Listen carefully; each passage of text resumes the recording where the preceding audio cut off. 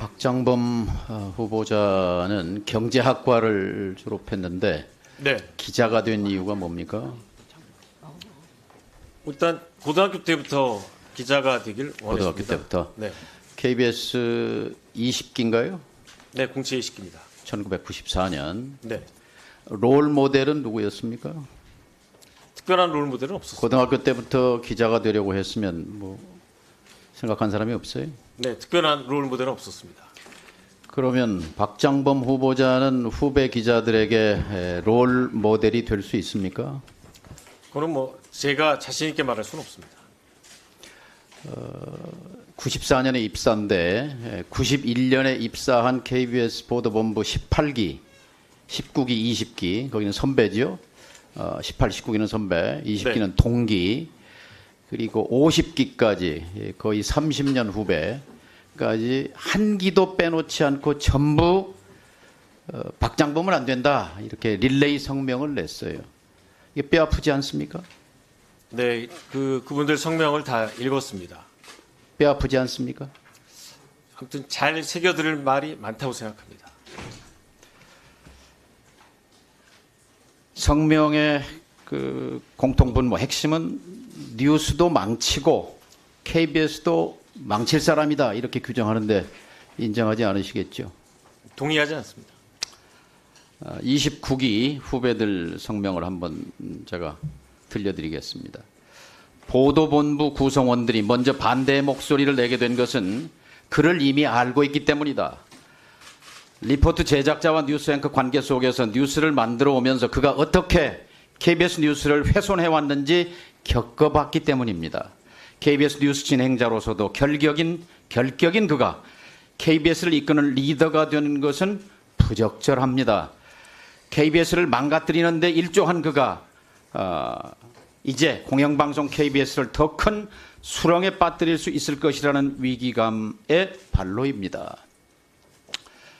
KBS 사장은 KBS 얼굴입니까? KBS를 대표하는 얼굴 중에 하나죠.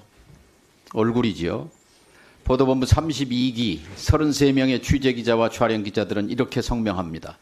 박근혜 정권 때 사회부장이었던 후보자는 최순실 사건과 관련해 관련 기사들을 애써 외면하고 박근혜 최순실 게이트를 비호하고 은폐하는 데 앞장섰다. 인정하십니까?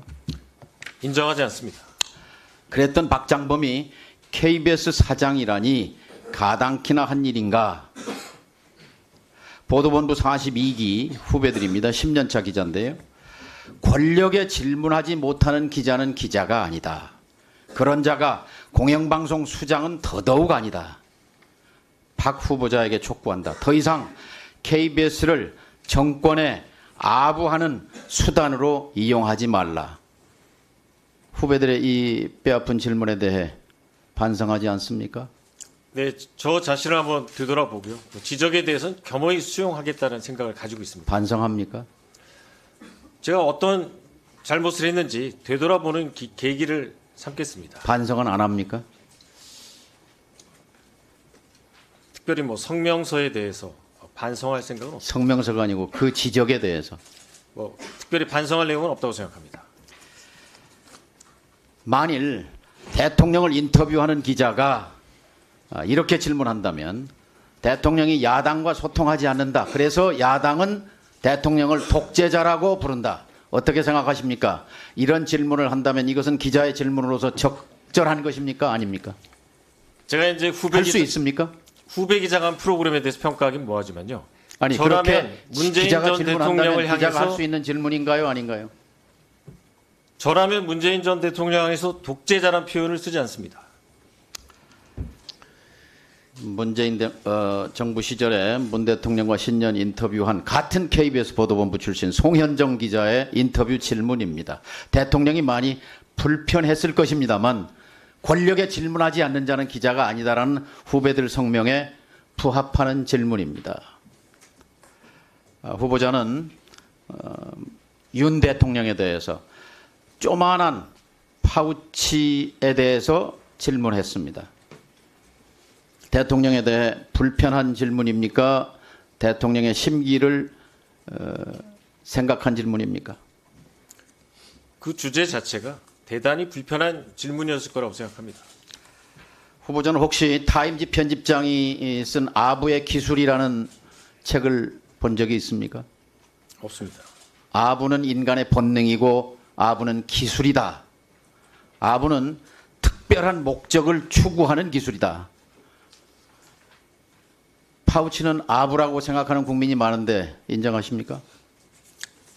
파우치는 사실, 팩트입니다. 상품명입니다. 조만한 파우치는 즉석에서 생각한 겁니까? 오래 생각해서 고민한 질문입니까?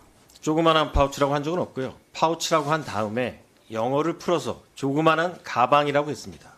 사전에 나오는 표현입니다. 가방, 조만한 가방 파우치, 매치나 되치나 마찬가지입니다. 파우치라고 말할 때 시청자는 누구였습니까? KBS 프로그램을 보는 분들이 시청자죠. KBS를 보는 시청자들이 파우치를 알아들을 사람이 몇 %나 될까요? 그래서 이 파우치라는 용어를 쓴 다음에 외래어를 쓴 다음에 저는 텔레비전 보도에서 파우치라는 말을 처음 들었습니다. 그 시청자는 윤 대통령과 그 부인이었을 것입니다. 디올백을 디올백이라고 부르지 못하고 조만한 파우치라고 부른 후보자의 심정은 아버지를 아버지라고 부르지 못한 홍길동의 심정 같은 것 아니었습니까? 위원님, 저는 백이라는 표현도 수차례 사용했습니다. 기자 지망생들에게 필독서가 있어요. 저널리즘의 기본 원리라고 하는 빌 코바치의 책입니다. 혹시 본 적 있습니까? 없습니다.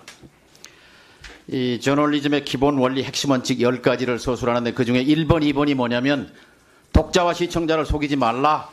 절대로 조작하지 말라. 이 두 가지입니다. 디올백을 조만한 파우치라고 돌려 말한 것은 명백히 시청자를 속인 것입니다. 조작한 것입니다. 인정하십니까? 기자한테 제일 중요한 것은 팩트 파인딩이고요. 그 공식 명칭은 디올 파우치입니다. 사실과 다른 박장범 부분이 있다면 후보자는 사과를 언론인 하겠습니다. 맞습니까? 저널리스트 맞습니까? 네, 맞습니다. 저널리즘의 어원을 아십니까? 대선배님께서 말씀해 주시면 경청하겠습니다. 생각해 본 적이 없습니까? 저널리즘의 어원에 대해서 라틴어로 들어본 적 없습니까?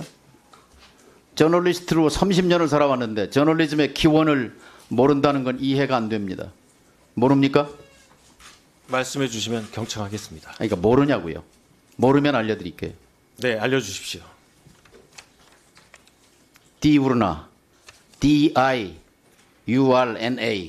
라틴어입니다. 매일매일 기록한다는 말이에요. 어원입니다. 저널리즘. 네, 네. 알고 싶은 욕망, 대중들의 욕망을 거기에 정보를 제공하기 위해서 가장 중요한 것이 정확성입니다. 정확한 단어입니다. 정확한 개념입니다. 조만한 파우치는 정확한 말이 아닙니다. BBC 가보셨습니까? 네.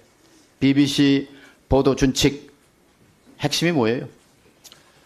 공정성과 신뢰성이라고 알고 있습니다. 불편, 부당, 네. 객관 공정이죠. 위장 전입은 그렇게 명확하게 사과하면서 이 조만한 파우치에 대해서는 좀 시원하게 사과할 용이 없습니까? 위원님, 조그만한 파우치라고 한 적이 없고요. 파우치에 대해서. 파우치에 대해 사과할 용이 없어요?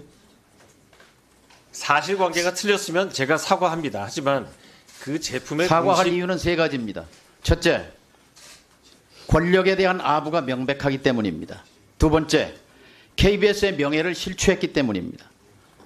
세 번째, 국민의 눈높이에 이것은 부정확한 표현입니다. 국민은 파우치를 모릅니다. 네, 의원님 말씀과 지적 잘 새겨 듣겠습니다. 사과하시는 게 좋을 것 같습니다. 권력의 눈치를 보는 언론, 저널리즘, 권력에 봉사하는 저널리즘, 언론은 저널리즘이 아니고 언론이 아닙니다. 민주 공동체를 파괴하는 일입니다. 저널리즘이, 언론이 충성해야 할 대상은 시민입니다. 동의하십니까? 네, 맞습니다. 동의하신다면 깨끗하게 사과하십시오. 부적절한 표현이었다고. 거듭 말씀드린 것처럼 그 파울 디우치는 상품명입니다.